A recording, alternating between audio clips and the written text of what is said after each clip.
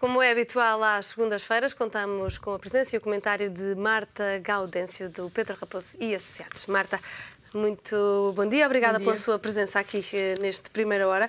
Vamos falar das novas regras de faturação, vão entrar agora em vigor. Muita coisa vai mudar.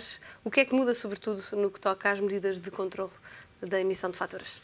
Vai haver algumas alterações, de facto, já tinham sido anunciadas em julho, quando se anunciou a aprovação do diploma, e na passada sexta-feira foram publicados todos os diplomas. A entrada em vigor de grande parte destas medidas é só para 1 de janeiro de 2013, portanto não vão entrar em vigor já, mas ainda assim é bom que toda a gente comece já a habituar-se às alterações. Começa o período de preparação. Exatamente, até porque muitas vezes há sistemas de faturação para alterar, sistemas de emissão de documentos para alterar e tudo isso, portanto convém que se comece de imediato. Há algumas alterações e, de facto, nota-se uma grande vontade de combater a fraude e a evasão fiscal, de aumentar a base tributável, portanto, de verificar que todas as operações são sujeitas a imposto, efetivamente. E temos aqui algumas alterações ao nível da emissão de faturas e ao nível da emissão de documentos de transporte. Para os documentos de transporte, além de algumas alterações formais, há aqui uma alteração importante, que é o transporte dos bens que estão em circulação vai ter de passar a ser comunicado à administração tributária. Até aqui, as empresas, quando enviavam bens que tinham vendido, por exemplo, emitiam as faturas, emitiam as guias de transporte, eram entregues ao transportador, era feito o transporte e, apesar de poder haver algum controle na estrada, era só. Portanto, verificava-se a conformidade dos documentos, verificava-se se os bens estavam de acordo com aquilo que vinha no documento e o transporte fazia-se sem mais. Agora, para além de continuar a haver todos estes documentos, passa a ter de ser transmitida à administração fiscal a informação sobre o transporte que vai ser realizado.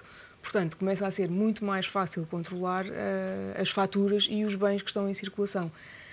Esta comunicação pode ser feita ou através de via eletrónica ou através ou por via telefónica. Esta via telefónica parece-me que será pouco prática, mas é uma das formas de comunicação. Depois, ao nível das faturas, passamos também a ter, não são alterados os prazos e os requisitos das faturas, aí tudo fica igual.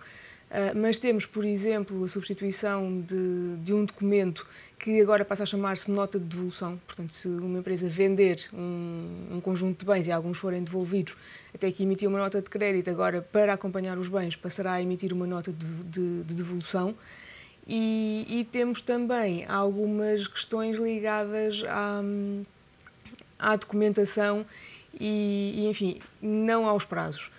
Portanto, tudo isto vai ser alterado a partir de 1 de janeiro de 2013. Atenção à forma de emissão das faturas. Portanto, as faturas continuam a ser emitidas ou por via eletrónica e, portanto, aí a administração fiscal passa a ter conhecimento praticamente imediato daquilo que foi emitido. O resto da informação pode ser enviada ou através do envio do fecheiro SAFT, que é aquele fecheiro que algumas empresas já têm de entregar, de possuir e entregar, e depois através de comunicação à administração tributária.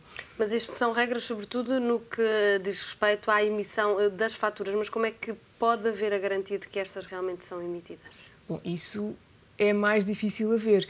Passa a ser mais simples de cruzar se, por exemplo, uma empresa vendeu bens e estes estão a ser transportados para o adquirente. Se for sujeito a uma fiscalização, vai ser-lhe pedido o documento.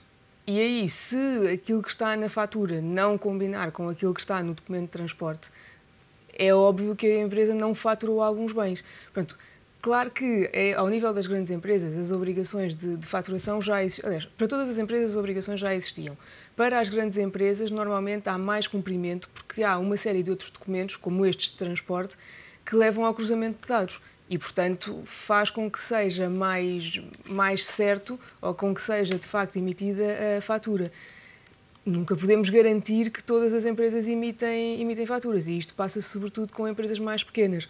Agora, o facto de haver mais documentos e mais obrigações de comunicação que permitam depois cruzar dados leva a que as empresas, enfim, hesitem antes de não emitir uma fatura. E, portanto, o incumprimento aqui torna-se mais difícil? Torna-se mais difícil, sim.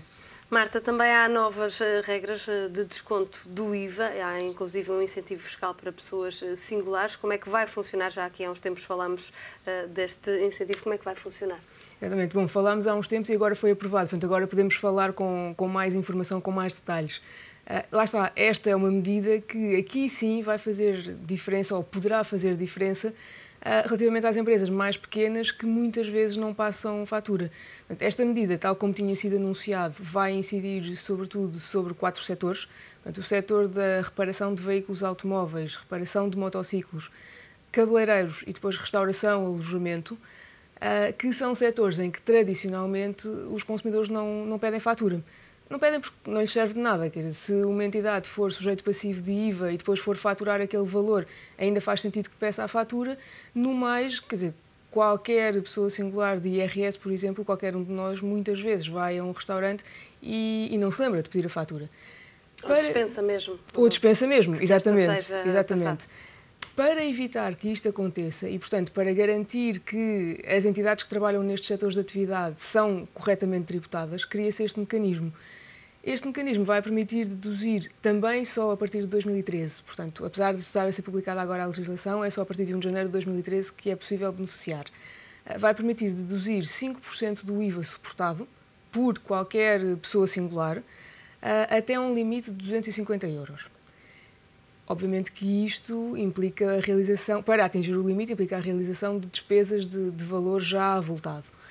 E depois, parece-me a mim que não vai ser um mecanismo muito prático. Claro que depois de entrarmos todos no esquema, as coisas começam a funcionar naturalmente. Mas assim, inicialmente, porque o que é que vai acontecer? Há uma operação, portanto, uma pessoa vai a um restaurante, vai ao cabeleireiro, vai reparar a sua viatura, pede a fatura.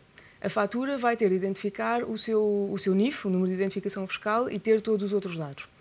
Depois, quem emite a fatura vai ter de comunicar à administração tributária a emissão de todas as faturas daquele mês, porque isto vai ser feito até ao mês seguinte, comunica todas as faturas que emitiu e a quem. A administração fiscal pega nos dados todos e vai inseri-los no portal das finanças. E depois, cada um dos contribuintes vai ter de aceder ao portal das finanças e confirmar, sim, que de facto adquiriu aquele serviço ou aquele bem, e confirmar também, se for um sujeito passivo de IVA, que foi para a sua atividade privada. Porque, por exemplo, um advogado que é sujeito passivo de IVA, se tiver despesas ao nível da representação de clientes, estas não servem para beneficiar desta dedução. Portanto, vai haver aqui uma série de passos que é preciso dar para que, de facto, se possa beneficiar. Depois, o cálculo é feito pela administração tributária. Estes dados vão sendo todos inseridos no sistema e, no final, ou melhor, até fevereiro do ano seguinte, a administração fiscal tributária vai disponibilizar para cada contribuinte o valor que ele pode deduzir nesse ano. Pode-se reclamar do valor, pode também, se alguma fatura que tenha não estiver lá, pode também pedir para ser reconhecida. Mas, de facto, no início vai dar algum trabalho. Vai a permitir aquilo que se pretende, que é que toda a informação sobre os bens e os serviços faturados esteja no sistema e seja possível cruzá-la. Portanto, do ponto de vista da eficácia, ao nível do controle da evasão, faturas, exatamente, funciona. É muito eficiente. Vamos ver como é que funciona ao nível das deduções. Marta, muito obrigada pelo seu comentário aqui neste Primeira Hora.